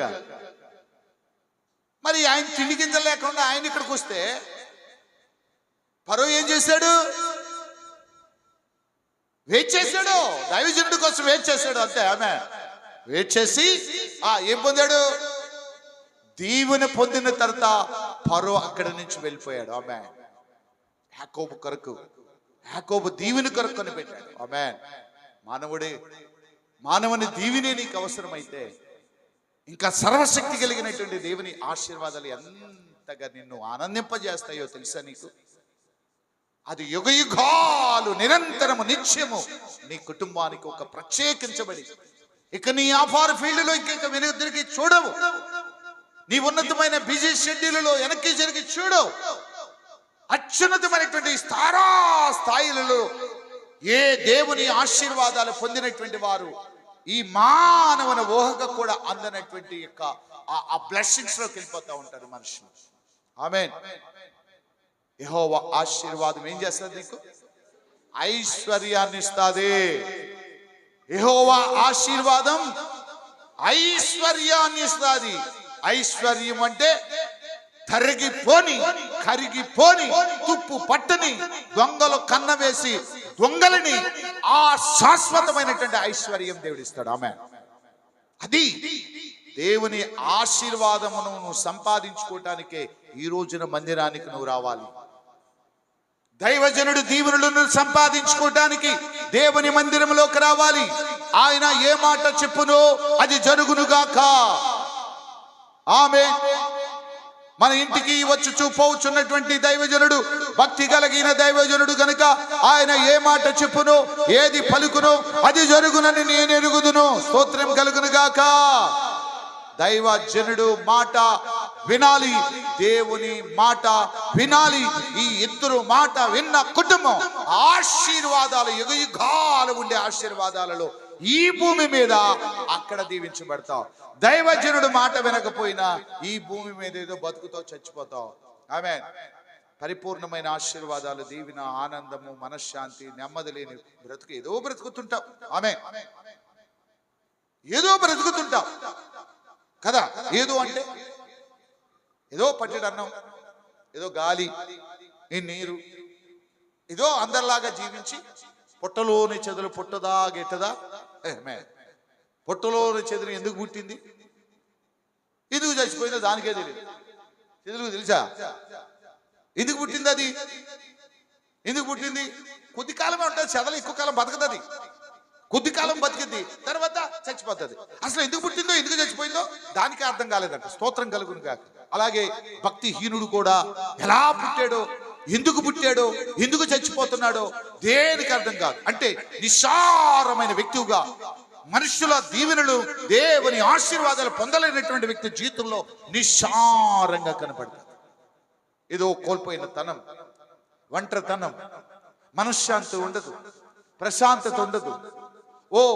ఇటు శరీరం, ఇటు మనస్సు, ఇటు ఆత్మ అన్ని మూడు ఎలాగైపోతాయి అంటే చచ్చిపోయినటువంటి స్థితి కలిగినటువంటి మనసు కలిగి ఉంటాం. ఆమె దీని కొరకు ఈ మనస్సాక్షి నీకు ఉండకూడదని దేవుడు ఈ మధ్యాహ్న కాల సమయంలో చెప్తున్నాడు. ఆమె ఇప్పుడు ఏం చేయాలి? సంఘం ఏం చేయాలి? మిమ్మల్ని పిలిచింది ఎందుకు? ఆశీర్వదించబడటానికి కదా. మరి ఆశీర్వాదాలు పొందాలంటే ఎవరు పర్మిషన్ ఉండాలి నీకు? దైవజనుడు పర్మిషన్ ఉండాల్సిందే. నీకు గ్రీన్ సిగ్నల్ పెట్టాల్సిందే. బిడ్డ, ఈ బిడ్డ నెంబర్ 1, ఈ బిడ్డ దేవుని మాటలు వింటాది, దేవుని సేవకుల మాట వింటాది. ప్రభువా ఈమెను ఆశీర్వదించయ్యా. దైవజనుడు మొదలు పెడతాడు మన నీ కోసం. ఈమెను ఆశీర్వదించాలి. దైవజనుడికి ఈమెను దీవిస్తున్నాను. ఈమె జీవితంలో ఎండుతనము, ఈమె జీవితంలో నిరాశ నిస్పృహలో ఉన్న ఈమె జీవితాన్ని మరలా ఆనందమయముగా చేయి తండ్రి అని దైవజనుడు నీ కొరకు మొరపెట్టినప్పుడు ఏం చేస్తాడంటే దేవుడు దైవజనుడు మాట రూఢిపరుస్తాడు. దేవుడు ఆమేన్. దైవజనుడు మాట రూఢిపరుస్తాడు. ఆమేన్. ఆయన ప్రార్థన చేసేది మేము ప్రార్థన చేసుకోవేంది? నేను ప్రార్థన చేసుకున్నా, నేను పాడినా, నేను వాక్యం చెప్పలేనా? ఆయన అవసరమా? అవసరమే.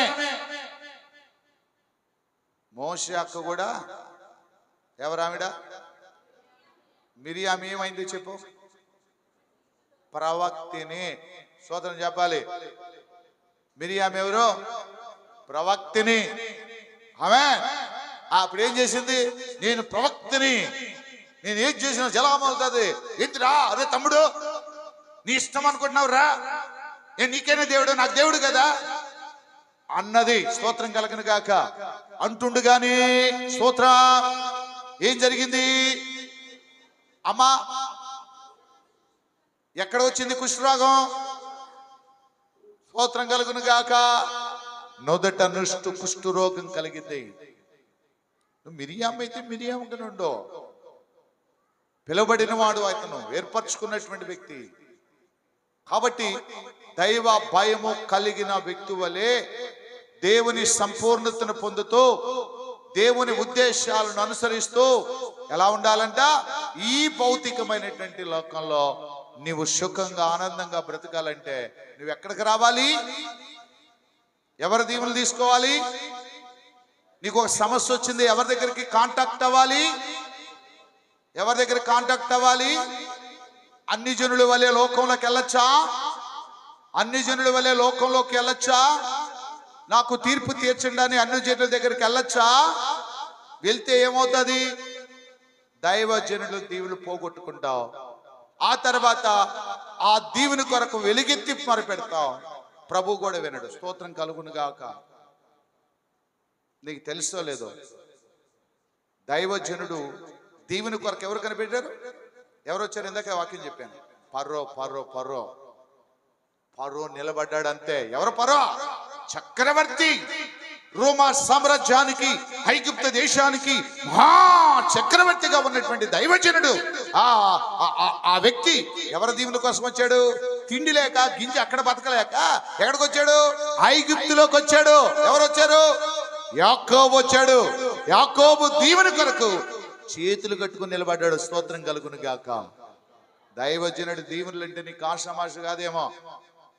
ఈ రోజున ఇల్లు కలుగున్నావు, వాకిలు కలుగున్నావు, ఈ రోజున ఆరోగ్యం కలుగున్నావు, ఈ రోజున నీకు కలిగినటువంటిది ఏదైనా సరే ఆయన కన్నీటి నుండి స్రవించినటువంటి దీవెనే. ఆయన కన్నీటిలో నుంచి ఉద్భవించినటువంటి ఆ పలికిన మాటలే ఇల్లు, వాకిలి, స్థలము నీకు కలిగినటువంటి వారు, నీ శత్రువులు సైతము నీకు ముత్రులుగా నీ వ్యాపార రంగములో పరిగెత్తున్నవే ఎవరో తెలుసా? నీ తెలివి అనుకుంటున్నావేమో. నీ తెలివి తగలబడా.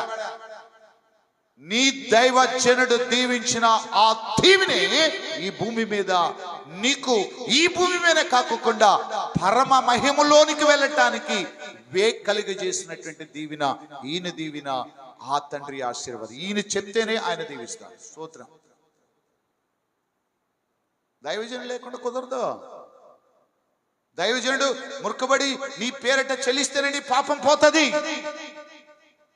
దైవజనుడు ఇదిగో నువ్వు తెచ్చినటువంటి పాపాన్ని బట్టి తెచ్చిపెట్టినటువంటి అర్పణ దాని మీద చేతులేసి ఆ దైవజనుడు నీ పాపములను భరించడానికి ఇదిగో ఈ గోవులో ఉన్నటువంటి రక్తాన్ని, దేవా ఆమెకు బదులుగా ఈమె గోమిలో ఉన్నటువంటి రక్తాన్ని, పాప పరిహార్థార్థమైనటువంటి శిక్షను కంట్రోల్ చేయగలిగినటువంటి ఆ దీవెన దైత్యమని దైవజనుడు దీవిస్తేనే నీ పాపం పోతుంది. దైవజనుడు ఆశీర్వాదాలు లేదా నీ గుర్రి పేగొడదే కదంతే. స్తోత్రం కలుగును గాక. దైవజనుడు దీవెనలు అంటే నీకు లెక్కలేదు. చాలా మందికి ఏదో భక్తి చేస్తున్నావు. నామకార్థమైన సంఘాల్లో నేర్చుకున్నటువంటి కొన్ని ఆ భక్తిహీనతలు నేర్చుకున్నావు కొన్నిసార్లు. అదేమంటే మా తాత వెళ్ళలేదా, మా నాన్న వెళ్ళలేదా, నేను కూడా వెళ్తున్నాను. ఎందుకు రుచి పసిలేని భక్తులు ఈ జీవితాల్లో? పరమార్థమును నువ్వు గ్రహించకపోతే దేవుని ఆశీర్వాదాలు నీకు ఎలా వస్తాయంటే నీ బ్రతుకు దినములన్నీ కూడా నీ కన్నిటికి కారణం దేవుడు కాదు, నీవే. నీ బిహేవ్, నీ వ్యర్థమైనటువంటి ఆలోచనలు. కాబట్టి రండి మన వివాదమును తీర్చుకుందాము. నీ పాపములు ఎర్రని వలె కెంపుల వలె ఉండినను రండి మన వివాదము తీర్చుకుందామని యెషయా గ్రంథములో చెప్తున్నట్లుగా మన వివాదములు ఎవరు తీర్చాలి? ఎవరు తీర్చాలి? మనకు చిన్న ప్రాబ్లం వచ్చింది సంఘంలో, ఎవరు తీర్చాలి? దైవజనుడు, దైవజనురాలు, అలాగే సంఘ వెల్డర్స్, వీళ్ళు సలహాలు సూచనలు తీసుకుని వెళ్ళాలి తప్పనిచ్చి ఎక్కడ కూడా మనము మన సొంత ఆలోచనను బట్టి ఎవరు మన మధ్యలోకి వచ్చినట్లయితే నీ జీవితం అంతా కూడా పాడైపోతాయి. స్తోత్రం కలుగు. నీకు తీర్పు తీర్చేవాడు నువ్వెవరో అసలు తెలుసా? ఒకసారి గుర్తుపెట్టుకుని నువ్వెవరో తెలుసా చెప్పండి. మా ఊర్లో నేను పోలేరమ్మను సార్, మా ఊర్లో కోటమ్మను సార్ కదా. మీ ఊర్లో కోటమే, మీ ఊర్లో పోలేరమ్మవే, ఇంటికి తిరిగే పోలేరమ్మవే. ఆమేన్. నువ్వు రాబోయేటువంటి లోకంలో తీర్పరగా చేయబోతున్నాడు అన్ని జనులకి నిన్ను. ఈ లోకంలో ఇక్కడ కూడా, అక్కడే కాదు నువ్వు తీర్పరవి. శపించబడినటువంటి దేవదూతలకి నువ్వు తీర్పరగా దేవుడు నిన్ను స్థిరపరిచాడు. ఆమేన్. నువ్వెవరు అనుకున్నావు? నీ కెపాసిటీ ఏంటి? నీకున్న బలం ఏంటి? నువ్వు ఎవరిని కలిగి ఉన్నావు? నువ్వెవరివి లోకంలో? ఆయన ప్రతినిధివి. ఆమేన్. ఆయన ప్రతినిధివి, ఆయన సారథ్యములో ఉన్నటువంటి వ్యక్తివి, జ్ఞాన వివేకాలతో నింపగలిగిన ఆయన రక్తములో కడగబడిన వ్యక్తివి. ఈ భూమి మీద ఉన్నటువంటి ప్రతి మనుష్యుడికి తీర్పరగా దేవుడు నిన్ను చేశాడు. ఆమేన్. ఎవరో అనుకుంటున్నావు? ఇక్కడున్న కమాండ్ అంతా నీ చేతిలో తీసుకుంటున్నావు. ఇక్కడున్న రూల్స్ అంతా నీ చేతులకి, నీ నోటికి తీసుకుంటున్నావు, నీ మనసులోకి తీసుకుంటున్నావు. పొరపాటు, నువ్వు చేస్తుంది పొరపాటు, రాంగ్. కొంతమంది పరిశుద్ధులైనటువంటి వారికి ఈ ఉదయ మధ్యాహ్న కాల సమయంలో దేవుడు చెప్తున్నాడు, దేవుడు నిన్ను దేని కొరకు పిలిచాడంటే ఆశీర్వదించడానికి పిలిచాడు. మరి ఆశీర్వాదాలు ఉన్నాయా? ఆశీర్వాదాలు ఉన్నాయా? నీ బ్రతుకులో దీవెనలు ఉన్నాయా? దీవెనలు లేవు, ఆశీర్వాదాలు రెండు లేవు. స్తోత్రం కలుగును గాక. ఇటు దేవుని దయందును ఇటు మనుషుల దయందును కూడా లేవు. ఆమేన్. స్తోత్రం. ఇంక నువ్వు ఎందుకు బతికి స్తోత్రం కలుగును గాక. దేవుని దయందును మనుషుల దయందును బ్రతకాలి ముందుగా. అలా లేకపోతే నీ ఆత్మీయ జీవితంలో లోపం ఉన్నదని సరి చేసుకోవటానికి నువ్వు ప్రయత్నం చేయాలి.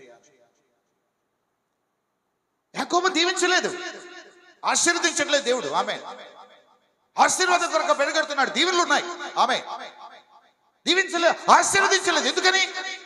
లోపం ఉంది యాకోబులో. ఆ మోసం పాలా, ఆ నైవంచన పాలా, ఆ తిరుగుబాటు పాలా, అన్ని పెట్టుకుని నన్ను ఆశీర్వదించమంటున్నాడు. ఎక్కడ దీవిస్తాడో, ఎక్కడ ఆశీర్వదిస్తాడే బాబు? ఆ నైవంచన పోవాలి, ఆ తిరుగుబాటు పోవాలి, ఆ బలహీనతలు పోవాలి, ఆ అబద్ధమాటం పోవాలి, ఆ మూర్ఖత్వం పోవాలి. దేవుని శక్తిని నీ చేతుల్లో నుంచి తీసుకుంటున్నావు, నువ్వు కమాండింగ్ చేసుకుంటున్నావు. నేనేమైనా చేయగలను, నేను రూల్స్ చేయగలను, రూల్స్ పాటించగలను. నో, నీ రూల్స్ ఎంతవరకు అంటే అది నీ వినాశనానికే పనిచేస్తుంది. దేవుని స్తోత్రం కలుగును గాక. సొంత పెత్తనాలు చేయకూడదు. స్తోత్రం కలుగును గాక. ఇంటిలో అమ్మా నాన్న ఉంటారు, స్తోత్రం కలుగునుగా. పిల్లలు వాళ్ళ దీవులు పొందాల్సిందే. సంఘములో ఉన్నావా? యేసుక్రీస్తు రక్తంలో కడగబడినటువంటి వ్యక్తివైన నీవు దైవజనుడు చెప్పినటువంటి మాట వినాలి. అలా వినకపోతే ఆయన నుంచి నీ ఆశీర్వాదాలు రావు, కట్ అయిపోతాయి. స్తోత్రం కలుగునుగా. అందుకనే దేవుని నామములో మరి యాకోబు ఫరోను దీవించడం మనం చూస్తున్నాం. 48:9 మనం చూడగలిగితే యాకోబు యోసేపు కుమారులు ఇద్దరిని కూడా, యోసేపు కుమారులు కూడా దీవించాడు. అలాగే ద్వితీయోపదేశకాండం 33 మనం చూడగలిగితే మోషే ఇశ్రాయేలును దీవించడం మనం చూస్తున్నాం. అందుకని చూడండి, 1 దినవృత్తాంతాల గ్రంథంలో 13:14 మనం చూడగలిగితే యెహోవా ఓబేదేమును ఆశీర్వదించును, ఓబేదేమును ఆశీర్వదించును. చూడండి, ఆ 13-14 చదువున్నాను, నేను త్వరగా ముగిస్తాను. 1 దినవృత్తాంతాల గ్రంథంలో 13:14 దేవుని మందస్సు ఓబేదెదోము ఇంటిలో అమ్మా అతని కుటుంబమునొద్ద 3 నెలలు ఉండగా ఓబేదెదోము ఇంటి వారిని అతని సొత్తంతటిని ఆశీర్వదించును. అందుకని దేవుని స్తోత్రం కలుగునుగా. అప్పుడప్పుడు ఆ దేవునికి ఎవరైనా ఉపకరణాలు ఇస్తే ఆ ఉపకరణాల మీద చేతులు ఇసి ప్రార్థన చేస్తుంటాం. అవన్నీ కూడా దేవుడియే. అందులో కూడా జీవం ఉంటుంది తెలుసా మీకు? దేవుని ఉపకరణాలు ఈ మైక్ సెట్లో, ఈ మైక్లో జీవం ఉంటుంది తెలుసా మీకు? ఇగో నేను వాడే కసిపులో జీవం ఉంటుంది తెలుసా? నేను వాడే ఇగో దీంట్లో జీవం ఉంటుంది తెలుసా? ఇక్కడున్న ప్రతి దాంట్లో జీవం ఉంటుంది తెలుసా? ఆయన ప్రతిష్టత ఉంటుంది. వాటిని ఎక్కడో ఇది వస్తువే కదా అని కింద పాడేసి అప్పుడప్పుడు చూస్తుంటారు, వైర్లు ఎలా చూస్తుంటారు, తొక్కుంటూ వెళ్ళిపోతుంటారు గుడ్డోళ్ళు, మా గుడ్డోళ్ళు. అందులో అభిషేకం ఉంటుంది, అందులో జీవం ఉంటుంది. దేవుని ప్రతిష్ఠించబడినటువంటి ప్రతి వస్తువు అది. ప్రార్థన చేస్తూ ఉంటాం. అందుకనే ప్రభు అనేక సంవత్సరాల వరకు మైకులు పాడైపోకూడదు, అనేక సంవత్సరాల వరకు యాంపుల పేరు రిపేర్ రాకూడదు, ఈ బాక్సులు రిపేర్ రాకూడదు. ప్రభు వీటిని ఆశీర్వదించమని దేవుని సముఖంలో ప్రార్థన చేస్తూ ఉంటాం. దేవుని స్తోత్రం కలుగును గాక.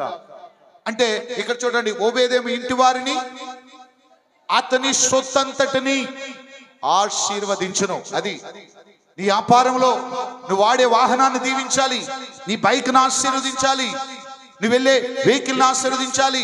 అలా ఆశీర్వదిస్తే అది ఎన్నడనడికి మైనర్ మేజర్ రిపేర్లు రావు, దాని మీద దాడి శత్రు దాడి జరగదు. అది దేవుని ఆశీర్వాదం, ఐశ్వర్యాన్ని ఇచ్చినట్లుగా దేవుడు నిన్ను ఆశీర్వదించబోతున్నాడు. ఆమె ఆయన ఆశీర్వాదం సంపాదించుకోవడానికి పెనుగులాడు అంతే. దీవెన కలసం కాదు. నాకు ఇల్లు లేదు ప్రభువా, ఇది కాదు. నాకు వాక్యం లేదు ప్రభువా, ఇది కాదు. నాకు ఆరోగ్యం లేదు, ఇది కాదు.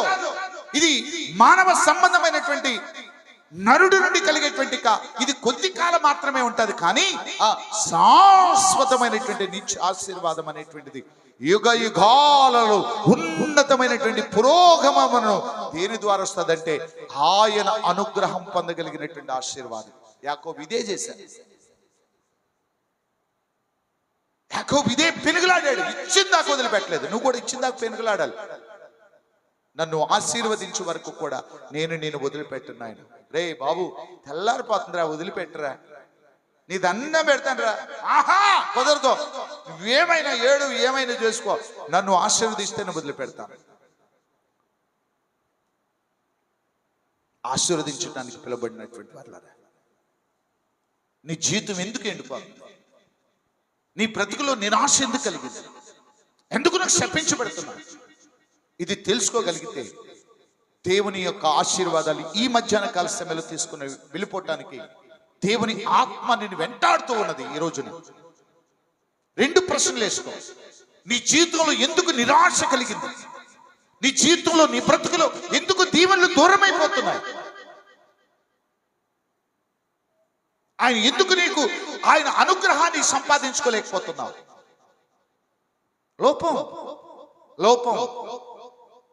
లోపంలోనే ఉన్నావు.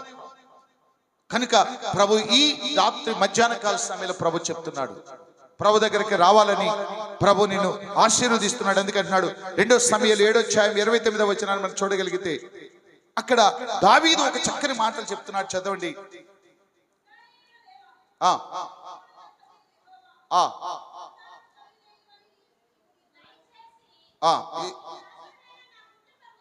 నీ దాసుడునైన నా కుటుంబం నిత్యము నీ సన్నిధిలో ఉండునట్లు ఆశీర్వదించు. హల్లెలూయా. ఎవరు చెప్తున్నారు? దావీదు దేవుని దగ్గరికి వెళ్తున్నాడు. దేవుని దగ్గరికి వెళ్ళి నన్ను దీవించంట్లా. ఏమంటున్నాడు ఇక్కడ? నీ దాసుడునైనా నా కుటుంబము నిత్యము నీ సన్నిధిలో ఉండునట్లు ఆశీర్వదించు. నీ పిల్లల కొరకు నువ్వు చెయ్యాలి, నీ కుటుంబం కొరకు ఇది చేయి ప్రార్థన. అయ్యా నేనే ఆరాధిస్తున్నాను, నా బిడ్డలు లోకంలో తిరుగుతున్నారు, నా భర్త లోకంలో తిరుగుతున్నాడు, నా భర్త కఠినుడు, నా బాల వలె మూర్ఖత్వం కలిగినటువంటి వాడు నా భర్త మాటినడు, నా భర్త మాటినవాడు కాదు, శకుముకి రాంక వలె ఉండేటువంటి వ్యక్తి నా భర్త. నా పిల్లలు కూడా అలాగే తయారయ్యారు ప్రభువా. నా బిడ్డలు ఎక్కడుండాలి? దేవుని సన్నిధిలో ఉండినట్లుగా ఆశీర్వదించమని దావీదు దేవుని సన్నిధిలో మొరపెడుతున్నాడు. ఆమేన్. మరి నీ పిల్లలేరి? నీ పిల్లలు ఎక్కడా? నీ పిల్లలు ఎక్కడున్నారు? నీ పిల్లలు ఎక్కడున్నారో నీకు తెలియదు. నీ యజమానుడు ఎక్కడున్నాడో నీకు తెలియదు.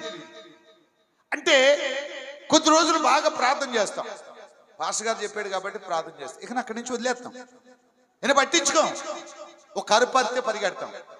మా ఊర్లో కావడం ఉందండి. అప్పుడు మేము ఫెలోషిప్లో ఉండేవాడిని. చాలా కఠినుడు, చాలా కోపిస్తి. చిన్న కోపిస్తి కాదు. మాట్లాడితే కొట్టేవాడు. చెయ్యి ఆడందే కూర్చోవాడు. ఎప్పుడు ఆడుతూనే ఉంటుంది అమ్మేన. స్తోత్రం కలుగునుగా. అప్పుడే నేను కొత్తగా వాక్యం చెప్తానికి వెళ్ళాను. వాక్యం చెప్తా ఉన్నాను. వాక్యం చెప్తుంటే ఏదో సందర్భం ఆమె తాకింది. అతను భర్త రక్షణ కొరకు మొరపెట్టడం, ఇక్కడ ప్రార్థన చేయడం మొదలుకుంది. ఆయన అంటే చాలా కోపం. ఆయన దగ్గరికి వెళ్ళి ఫ్రీగా మాట్లాడలేదు. ఆయన కోపం ముఖం మీద పేలాలు పేలాలు పేలాలు పట పట పట పట పేలుతుంటాయి మొహం చూస్తేనే. స్తోత్రం కలుగును కాక. వాళ్ళ ముఖం ఉంటుంది పేలాలు పేలాలు ముఖం నల్లగా. ఆయన మాడి పేరు ముఖం. ఈ కళాకాంతులు ఏమండి. స్తోత్రం కలుగును కాక కదా. కొందరు మొహం చూస్తుంటే చూడాలనిపిస్తుంటుంది. స్తోత్రం కలుగు. కొందరు మొహం ఏంటుంటుంది దరిద్ర మొహం. ఎప్పుడు పేలాలు మోతుంటుంది. చిట్లేసుకుంటూ నడుస్తుంటుంది కదా. ఏం చేయాలి? మొహం ఎలా ఉండాలి? నీ నవ్వే నీ ముఖానికి కాంతిస్తుంది. ఆమేన్.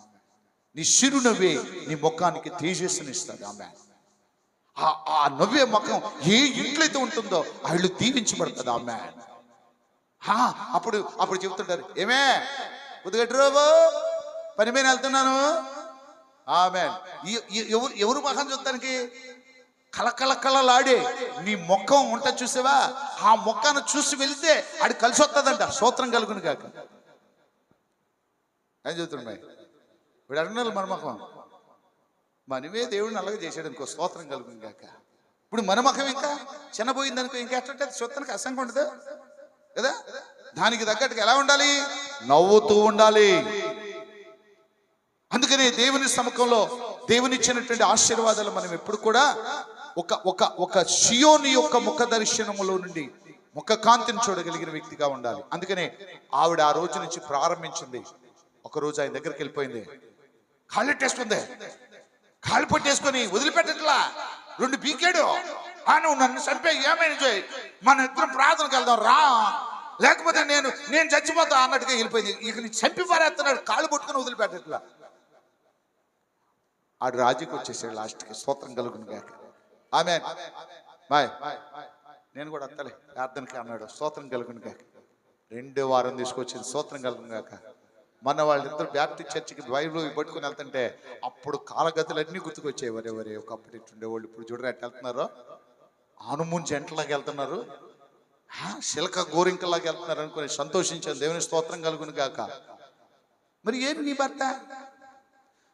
ఆయన అంతేలానియా, రేపు పొందు నీకు పచ్చడి, చింతపండు పచ్చడి నీకు ఉంది, రోడ్లో తొక్కున తొక్కుతాడు. రేపు నిత్య జీవులోకి వెళ్ళవు నువ్వు. జడ్జిమెంట్ నీకుంది. ఈ రోజేదో కురుకుతున్నావేమో, రేపు ఉంది నీకు బడితే పూజ కదా. ఉండదా లేదా? ఉండదా లేదా? పలకబాక. స్తోత్రం. నువ్వు పలికినా నీకుంది, పలికినా నీకుంది. స్తోత్రం కలుగును గాక. ఆమేన్. ఏం చేయాలి? నిత్యము నీ సన్నిధిలో నా కుటుంబమును నీ సన్నిధిలో ఉండునట్లుగా ఆశీర్వదించమని దావీదు ప్రార్థన చేస్తూ ఉన్నాడు. ఆమేన్. నాకు వెండిని అయ్యా, బంగారం నీ అయ్యా అని ప్రార్థన చేయట్లా. నాకు ఆయుష్ని ప్రార్థన చేయట్లా. ఏమంటున్నాడు? నీ సన్నిధిలో ఆ గడిపే ఆ కొద్ది గంటలు నీ మందిరానికి వెళ్ళగలిగిన ఆ భాగ్యము నాకు దయచేయి. నాకే కాదు, నా పిల్లలకి, నా కుటుంబానికి, నా భార్యలకి, అందరికీ దయచేయి నాయనా అని ప్రార్థన చేస్తున్నాను. ఆశీర్వాదాన్ని నీ కుటుంబం కావాలని నిత్యము ప్రార్థన చేయాలి. దేవుని దీవెనలు. అలాగే ప్రభు చెప్తున్నటువంటి మాటలు ఏంటంటే 1 కొరింథీ 10:16 చూస్తే మనము దీవించు ఆ ఆశీర్వాద వచనములన్నీ ఎలాగొస్తాయి ఒకసారి చూద్దాం.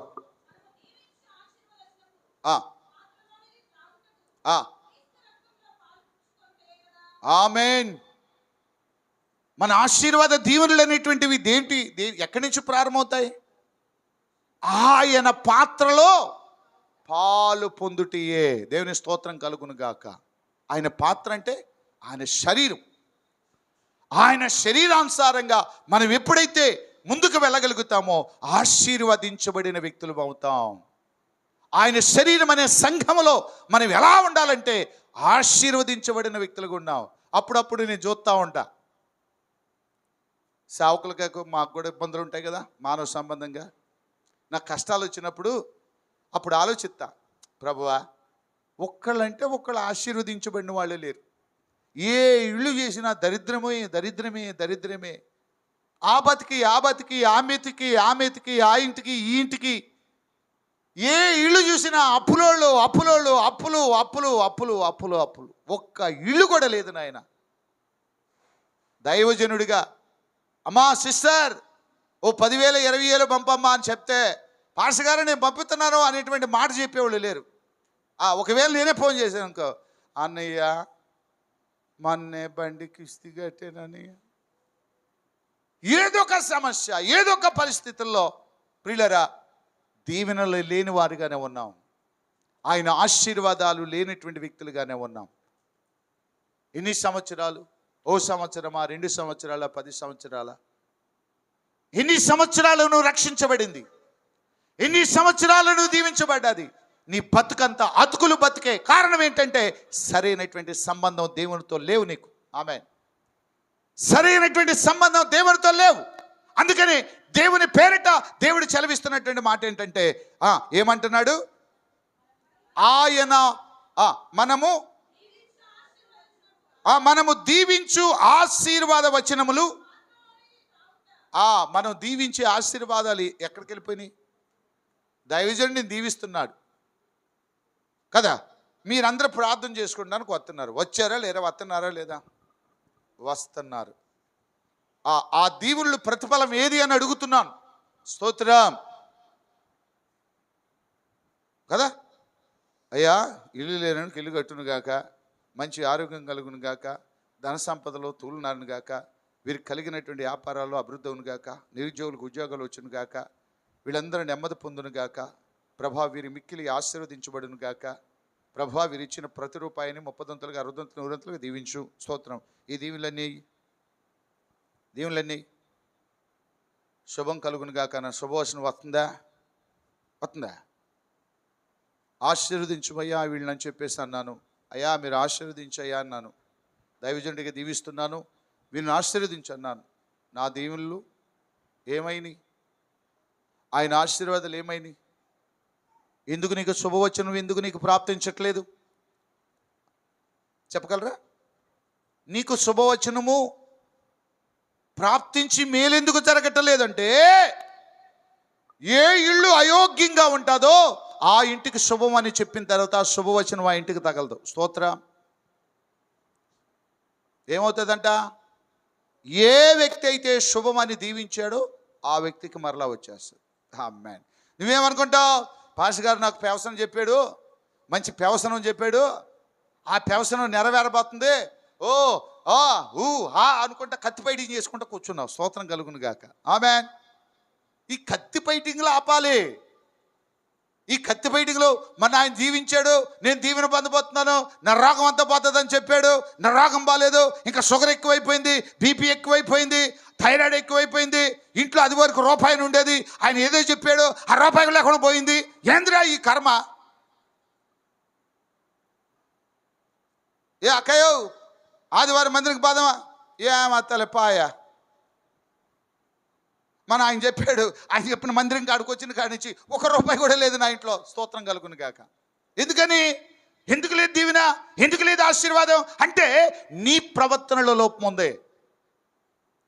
యోగ్యత లేదు నీలో, సరి చేసుకునే మనసు లేదు, సరిదిద్దుకునే మనసు లేదు, ఓర్పు సహనాన్ని కలిగి దేవుని వెంబడించే మనసు లేదు నీలో. ఎందుకు లేదు అంటే నిన్ను వేలుతున్నవాడు దేవుడు కాదు, దెయ్యం. ఆమేన్. మళ్ళీ దేవుడి పేరుకి వస్తారు, ఏడుతారు. పాస్టర్ గారు చెప్పాడంట, ఆ పాస్టర్ గారి మాట ఉట్టి మాట ఎక్కడ జరుగుతాయా? దేవుడు నన్ను ఏం చెప్పాడు? దీవించడానికి పెట్టాడు, శపించడానికి పెట్టాడా? ఏమా వచ్చావనుకో, నా దగ్గరికి వచ్చావు యేసు నామములో కళ్ళు కనపడకుండా పోను కాక అన్నాను అనుకో, అప్పుడు ఎట్లంటే చెప్పు, ఇదేంటే నేనేదో పాస్టర్ గారి దగ్గరికి వెళ్తే నన్ను దీవించమంటే కళ్ళు కనరాకుండా పోయి అంటున్నాడు. ఇప్పుడు నేనేం చెప్పాలి? యేసు ప్రభువా, ఇంక కొద్దిగా అటుగా మస కనపడుతుంది, కళ్ళద్దాలు లేకోకుండా మంచి సూపును దయచేయి ప్రార్థన చేశాను, స్తోత్రం కలుగును గాక. అది అది అది అది మేలు జరిగిందా? మేలే, మంచిదే కదా. మనకు కావాల్సిన ఆశీర్వాదాలు కదా, మనకి అవి ప్రార్థిస్తున్నాయా? ఆమలే, స్తోత్రం కలుగును గాక. కారణం ఏంటంటే మన ప్రవర్తనే దేవునికి సరిగ్గా లేదు. అందుకనే దేవుడు చెప్తున్నటువంటి మాట ఏంటంటే, నీవు దేవుని మందిరానికి పోయినప్పుడు నీ ప్రవర్తన జాగ్రత్తగా చూసుకో. నువ్వు దేవుని మందిరానికి వచ్చినప్పుడు ఏం చేయాలి?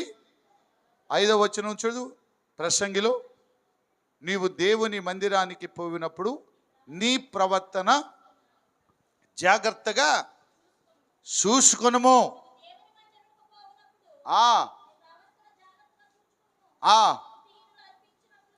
బుద్ధిహీనులు అర్పించినట్లుగా బలి అర్పించుట కంటే సమీపించి ఆలకించుట, అది అది ఆలకించుట అంటే చెప్పిన మాట విని దాని ప్రకారం జరిగించుకునటానికి ప్రయత్నం చేయి.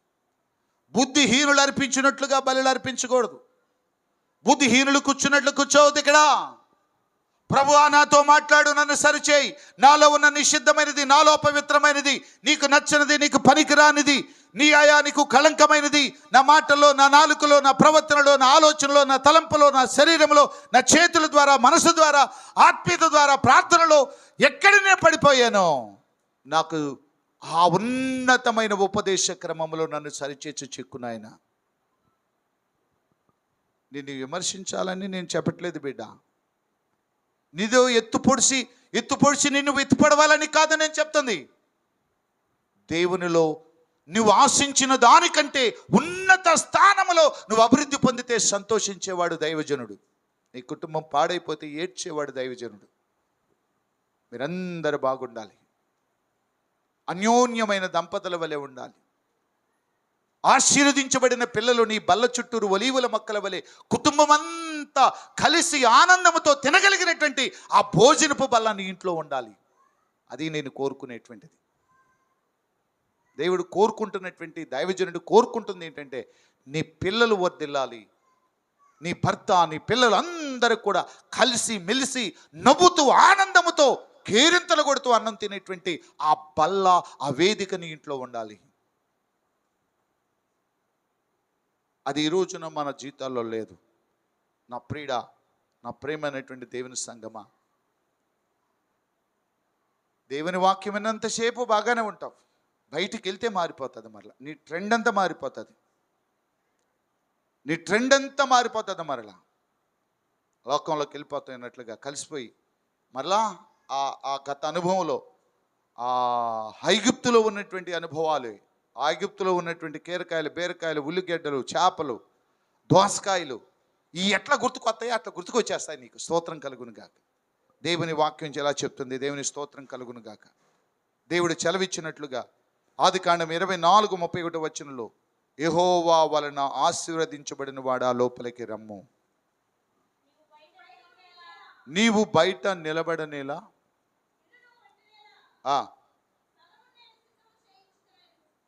24:31 యెహోవా వలన ఆశీర్వదించబడిన వాడా లోపలికి రమ్ము, బయట నిలబడనేలా. యెహోవా ఆశీర్వదించబడిన వాడులారా. అందుకని యెహోవా ఆశీర్వాదం ఏమొస్తుంది? ఐశ్వర్యం వస్తుంది. రెండోది కూడా, యెహోవా ఆశీర్వదించబడిన వాడు ఎలా ఉంటాడంటే, బయటికి వెళ్ళినప్పుడు దీవించబడతావు, ఇంట్లోకి వచ్చినప్పుడు దీవించబడతావు. ఇంటిలో దీవిన, బయట దీవిన, ఇవన్నీ నీకు సంప్రాప్తించాలని ప్రభు పేరిట మనం చేస్తున్నాను. Praise the lord. Hallelujah, hallelujah. కాబట్టి దైవజనుడు దీవెనలు, రెండవది దేవుని ఆశీర్వాదాలు, రెండు ఏడవాలి. ఆమేన్. పోయిన గవర్నమెంట్లో ఒకటి పెట్టాడు లింకు. ఏం పెట్టాడు? వాలంటీర్స్ సంతకం పెడితేనే నీకు ఇల్లు. లేకపోతే ఇల్లు లేదు. స్తోత్రం. ఏ సమస్య వచ్చినా బాయ్ ఆ వాలంటీర్ ఏది అంటాడు. దేవునికి స్తోత్రం కలుగును గాక. అలాగే దైవజనుడు పర్మిషన్ లేకుండా ఆశీర్వాదాలు రావు. మీకు ఆల్రెడీ దైవజనుడు దీవెనలు ఉన్నాయి, మీరు వర్ధిల్లాలని దీవెనలు ఉన్నాయి, కానీ దేవుని ఆశీర్వాదాలు మీకు యాడ్ కావట్లేదు. కాబట్టి దేవుని ఆశీర్వాదాలు సంపాదించుకోవడానికి ప్రయత్నం చేయాలంటే నిత్యము నీ సన్నిధిలో నా కుటుంబం ఉండునట్లుగా ఆశీర్వదించమని నీ అనుదిన ప్రార్థన నీలో ఉండాలి కదా. నేనంటాను కొన్నిసార్లు మన ఇంట్లో పిల్లలు బీరకాయ భర్త వచ్చేస్తే ఈ మందిరం పడుతుంది అంటవా? మన ఇంట్లో భర్త, మన ఇంట్లో పిల్లలు, మన ఎక్కడికో వెళ్ళి సువార్త చేయని అవసరం లేదు. నీ ఇంటికి నువ్వు సువార్త చేసుకోగలిగితే చాలు. నీ ఇంటికి నువ్వు సువార్త చేసుకోగలిగి దేవుని యందు భయభక్తులు కలిగి దేవుని చిత్తాన్ని నెరవేర్చేటువంటి వ్యక్తిగా నువ్వు చేయగలిగితే, నీకున్న బంధువులకి నువ్వు సువార్త చేసుకోగలిగితే చాలు.